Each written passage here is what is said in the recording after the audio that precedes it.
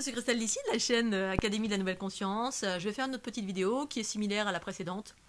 Comment changer sa réalité? Est-ce qu'on peut changer sa réalité? Sa réalité souffrante. Souffrante. Alors, je vais parler des schémas, des événements du quotidien, des choses qui dans notre vie nous semblent... Voilà, on a l'impression qu'on est enfermé, on peut rien faire, oh, la vie est injuste, et puis qu'on pense qu'il n'y a pas de solution. Donc voilà, je veux partager ma conscience, mes expériences. Si ça vous plaît, pensez au petit pouce bleu. Mais même tout de suite maintenant, un petit pouce bleu. Et puis abonnez-vous, ça coûte rien. Ça va m'aider à faire évoluer ma chaîne. Ça coûte rien du tout, c'est gratuit. Vous pouvez même faire un don si vous avez envie. Ça, c'est pas gratuit, c'est un don d'euros. Mais le truc gratuit, c'est de vous abonner et de mettre un petit pouce bleu à chaque fois. Parce que ma chaîne a le mérite d'exister, et puis voilà, même si vous n'êtes pas en accord avec tout ce que je raconte, ce qui est tout à fait normal, voilà, on n'a pas tous la même conscience, les mêmes opinions, mais elle a le mérite d'exister.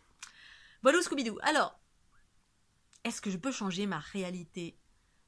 Donc cette vidéo s'adresse à une personne en particulier, mais donc à toutes les personnes. Chacun se sentira à l'écoute ou en résonance avec ça ou pas. Pour les personnes qui ne travaillent pas sur elles, qui n'ont pas encore pris conscience qu'on peut changer sa réalité, mais que, que rien n'est inéluctable. Alors, je parle pas des maladies, hein, pour autant, même quand on a une maladie, c'est pas inéluctable. Voilà. J'ai des personnes que j'ai rencontrées au fil de mon quotidien, enfin de ma vie plutôt, qui ont vécu des guérisons miraculeuses, entre guillemets. Des guérisons extraordinaires, voilà, alors qu'on pensait que le premier, par exemple, je l'ai rencontré, mais en conférence, c'est Thierry Casanova, donc qui est devenu aujourd'hui un porte-parole de la nourriture, du cru, etc., et un spécialiste un spécialiste en sa matière. À partir de ses expériences, c'est extraordinaire. Et puis j'ai rencontré plein d'autres personnes ici dans l'Aude, voilà, qui ont changé de mode de vie. Qui sont passés dans une vie alternative, et parce que voilà, ils sont tombés malades, ou ils ont eu un accident, ou il s'est passé quelque chose dans la vie qui a fait que ça a changé radicalement leur façon d'être, et que ça a permis d'ouvrir un autre champ des possibles. Souvent quand on passe à côté de la mort, très proche de la mort, ça change des choses.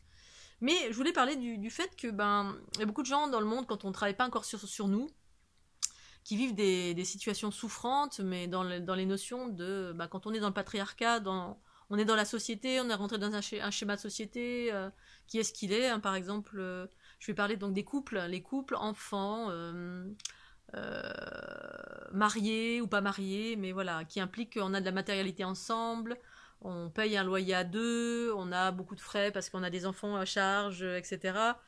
Et donc, le masculin apporte de l'argent, enfin féminin, masculin, on travaille, mais peut-être qu'on n'a pas un gros salaire, parce que tout le monde, on sait que, voilà, que dans le monde entier, les personnes qui vivent au-dessus du seuil minimal, il y en a pas beaucoup, il n'y en a pas tant que ça. La majorité, on va dire, de ce monde vit avec un salaire plutôt à minima.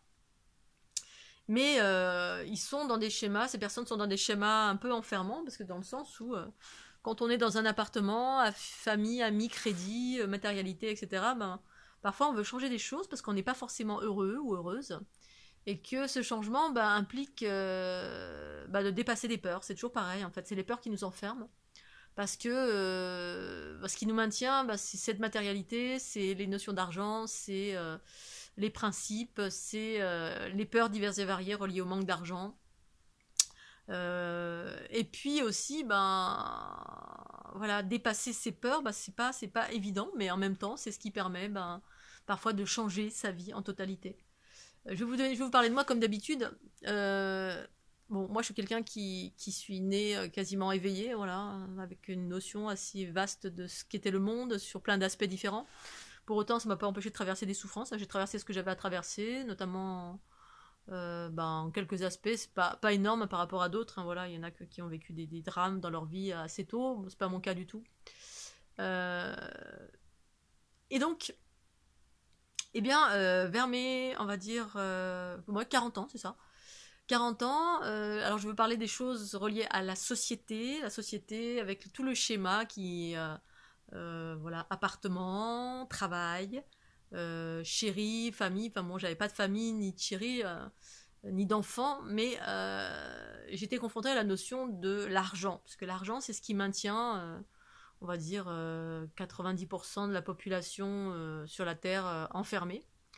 Les autres pourcents, bah, c'est les gens qui sont très très pauvres, et puis ou ceux qui vivent dans la jungle, ou ceux qui n'ont absolument rien, qui sont démunis, donc du coup qui savent se débrouiller sans argent. Parce que quand on est démuni, bah, on utilise ces systèmes-là, puis on se rend compte que finalement l'argent, bah, c'est pas obligatoire. Hein. Il y a plein d'autres moyens pour pouvoir vivre. Après, on peut vivre bien aussi. Bon, bref, il y a plein de façons. Mais quand on est dans le schéma, on va dire, européen, occidental, eh bien, on est sous emprise des grands lobbies, on va dire, des grands lobbies qui nous fournissent le confort, on va dire, les factures, donc le EDF, GDF, l'eau, la téléphonie, les assureurs, les banquiers, etc. Et donc, on a un travail, on a une maison ça implique un loyer, si on est propriétaire, il y a quand même de l'argent à sortir parce qu'il y a les taxes foncières, parce qu'il y a des taxes ci, il y a des taxes là, et bref, il y a toujours quelque chose à payer. Si on fait un crédit, ben voilà, on est un peu point lié un peu en plein d'aspects. Et donc parfois il est difficile de sortir d'un certain schéma, notamment bah, quand on est en couple par exemple. On est à un moment donné, on est peut-être plus heureux avec quelqu'un, et puis on se dit bon ben voilà, je suis obligée de rester parce que à cause des enfants, à cause de il faut que je subvienne aux enfants, toute seule je peux pas m'en sortir, je peux pas assumer les enfants. Je vais devoir continuer à travailler comme une esclave, ou je vais devoir avoir un autre travail, ou alors si j'ai plus de travail, ben, je vais me retrouver voilà, dans l'embarras parce qu'il y a tout le temps des factures. Bah, dès lors on est logé quelque part, qu'on est seul, on peut être une femme célibataire ou un homme célibataire avec des enfants à charge, et qu'il n'y a pas forcément des aides. Et encore en France, nous on a beaucoup de chance parce qu'il y a pas mal d'aides à tous les niveaux, mais bah, parfois non. Et donc, bah, ça nécessite de travailler sur soi pour transcender ses peurs, pour pouvoir changer ça. C'est-à-dire si on n'est plus heureux en couple, par exemple, et puis qu'on veut quitter son mari, eh bien on devrait pouvoir le faire. On devrait pouvoir le faire. Et en fait, on peut le faire. Mais ça nécessite de travailler sur ses peurs, c'est-à-dire rentrer en soi, comprendre pourquoi on a peur, qu'est-ce qui derrière, quelle est cette peur, et transformer cette peur pour pouvoir ensuite co-créer sa réalité harmonieuse. Co-créer sa réalité harmonieuse, ça veut dire quoi? C'est faire advenir. C'est-à-dire une fois qu'on n'a plus peur, on rentre dans la confiance en la vie. C'est-à-dire on rentre dans notre énergie pure originelle et créer à partir de notre énergie primordiale à nous, et non pas par les influences extérieures, les conditionnements de notre famille, les conditionnements de la société qui nous dit oulala, si t'as pas de travail, si t'as plus ton mari, bah, ça va être la catastrophe, tu pourras pas subvenir aux besoins, etc. Bref. Donc on sort de cette peur et on co-crée ensuite une confiance. On devient confiant que la vie va m'apporter ce dont j'ai besoin. J'ai besoin d'émancipation, j'ai la confiance que bah, je vais trouver un endroit idéal ou un travail idéal, ou je vais trouver de l'argent qui va tomber même si je quitte mon mari. Je quitte mon mari, je quitte mon amant, je quitte mon chéri, peu importe, parce que je ne suis plus amoureuse, par exemple, ou je veux changer de vie, ça me correspond plus, je veux quitter la région, mais mon mari veut rester là parce que... voilà, donc toutes les personnes qui souhaitent s'émanciper à ce jour sont la plupart du temps avec des êtres qui sont dans le patriarcat et qui bougeront pas, qui sont des pierres, des blocs, hein, et qui sont avec vous, et d'être avec vous, ça les élève. Mais vous, bah, ça vous élève pas du tout, c'est-à-dire que bah, vous avez aujourd'hui peut-être envie de vous émanciper, quel que soit là où vous en êtes. Si vous êtes au tout début de l'éveil vers la sagesse de votre être, ou si vous êtes en éveil déjà à qui vous êtes, eh bien, vous allez avoir envie de ça, c'est-à-dire envie d'autre chose, changer de région, d'aller vers un endroit qui est plus en adéquation avec qui vous êtes, d'être davantage proche de qui vous êtes, changer de votre activité, changer de chéri, changer de... Et qu'on est bourré de peur, donc il s'agit de transcender cette peur, aller voir de quoi il s'agit, et ensuite, une fois que vous n'avez plus cette peur, ou ces peurs diverses et variées, eh bien, vous êtes émancipé parce qu'une peur est une influence. Dans l'unité, la peur n'existe pas. On retrouve l'énergie neutre en soi, c'est-à-dire le creuset, l'énergie vitale, l'énergie sexuelle. Et ensuite, on crée une confiance, c'est-à-dire ça amène à l'amour de soi, et l'amour de soi dit, ben oui, tu mérites le meilleur. Ouais, ok, non, mais là, le meilleur, c'est plus avec lui ou elle ou machin, ou c'est là-bas, c'est dans cette région, c'est avec mes enfants ou sans mes enfants, c'est... Et à ce moment-là, la vie, eh bien, vous allez trouver ce dont vous avez besoin, qui va aller dans le sens de votre évolution. Parce que vous allez co-créer ça, vous allez lancer cette intention à partir de votre énergie dénuée de la peur. Et cette énergie dénuée de la peur, eh bien, alors on va chercher le truc aussi, on reste pas là les bras croisés en lançant un truc, ah tiens j'ai envie de ça, puis on fait rien. Je mets en mouvement des choses, voilà, je m'active, je vais aller dans la région pour voir si ça me correspond, si j'ai envie d'aller là, bah j'y vais, je mets en route des choses pour quitter mon mari, ou voilà, je mets tout en action pour changer ma réalité, en étant sûr que tout va bien se passer.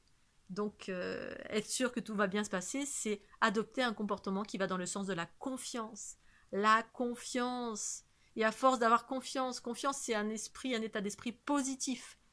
Et quand on est dans un état d'esprit positif, à force, on modifie l'engrenage en nous qui était un truc moribond, qui fait qu'on est dans une bulle, là, on est esclave, on est enfermé, puis non, je peux pas changer ma réalité, j'attire toujours les mauvaises personnes, ou je vais être esclave toute ma vie, ou je ne suis pas heureuse parce que voilà, je peux pas quitter pour X raison cette personne parce que je vais pas pouvoir subvenir aux besoins, les loyers sont trop chers, machin. On peut toujours changer, voilà. Moi, j'ai changé de région quand j'ai quitté. À un moment donné, j'ai changé radicalement. J'ai travaillé toute ma vie, enfin jusqu'à mes 40 ans. À mes 40 ans, j'avais envie de faire le tour du monde, j'avais envie d'être une artiste, j'avais envie de vivre ma spiritualité, j'avais envie d'écrire des livres. Bon ben voilà, et ce qui me bloquait, c'était ouais, si je quitte mon emploi, l'argent, oh l'argent. Et puis j'ai travaillé là-dessus, et puis un matin, je me suis réveillée, j'avais plus peur, hop, j'ai démissionné, et puis ma petite guidance m'a parlé d'un contrat conventionnel, de rupture de contrat conventionnel. Donc c'était mon cas à moi, et j'ai proposé ça, hop, ça a été accepté, je suis partie avec de l'argent. Alors qu'au demeurant, j'étais partie pour démissionner, et puis avec rien du tout. Et finalement, bah, il y a eu une somme d'argent à laquelle je ne m'attendais absolument pas, qui m'a permis d'ouvrir tous les chemins des possibles, ceux là où je voulais aller, parce qu'en fait je voulais changer de région. J'habitais dans les Alpes-Maritimes pendant 20 ans, et à un moment donné j'ai tout abandonné, et pour aller là où ma guidance m'appelait, c'est-à-dire dans le pays audois, le pays Qatar. Et c'est à partir de là que j'ai commencé à partir faire le tour du monde, à m'émanciper de tout plein d'enfermements divers et variés, et m'ouvrir en totalité en suivant de plus en plus ma guidance. Bon, les aspects positifs de ma vie, j'ai toujours été quelqu'un d'ultra positif, même si j'ai vécu des choses pas forcément toujours cool. Voilà, parce que dans la vie, on vit des choses. Mais ça me fait grandir parce que voilà, c'est ça d'être positif, c'est quand on vit un truc négatif, et ben on en tire une leçon de sagesse qui permet de relativiser et puis d'évoluer vers des choses de plus en plus harmonieuses. C'est-à-dire que les trucs négatifs, on n'en veut plus, parce qu'on prend conscience que là, j'ai pris ce chemin-là, ah bah là, je vais plus y aller, je vais plutôt prendre celui-là. Et voilà, c'est tout le thème de mon livre Dieu le Père, c'est la déesse mère, où à force d'expérience dans les chemins aléatoires guidés par l'ego, c'est-à-dire les blessures en soi, les conditionnements, les mémoires diverses et variées qui appartiennent au passé, eh bien, quand on s'émancipe de tout ça, toutes ces blessures, tout ce conditionnement, tous ces trucs redondants, eh bien, on rentre dans sa propre énergie à soi, c'est-à-dire la conscience pure qui est joyeuse, qui unit le corps et l'esprit, et que finalement, on commence à prendre des chemins de plus en plus harmonieux, et tout ce qui correspond pas à ce qu'on souhaite, la légèreté, la joie, la bonne humeur, ben, ça, j'en veux plus.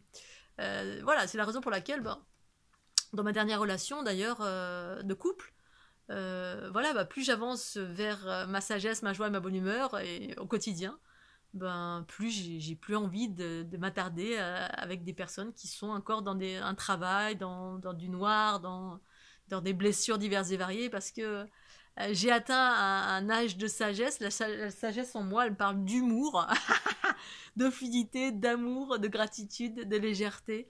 C'est que du bonheur, et que ça, bah oui, effectivement, au quotidien, ça existe. Malgré ce qu'en pensent certaines personnes, voilà, que j'ai rencontrées, qui me disaient bah non, ça n'existe pas, t'es comme tout le monde, tu souffres. Bah non. Ou alors si ça m'arrive encore par influence, eh bien je fais en sorte que ça passe très très vite, tout simplement en me réalignant avec cet espace de moi éternel, divin et sacré, qui est la joie de ma conscience trinitaire, triunitaire en moi, matrigénitrix. Voilà. Donc je vais m'arrêter là. Je vais peut-être aller faire un petit tour dehors quand même, je suis pas beaucoup sortie aujourd'hui, finalement.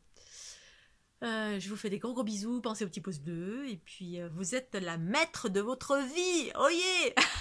Changez, vous avez ce pouvoir. Je vous fais des gros bisous.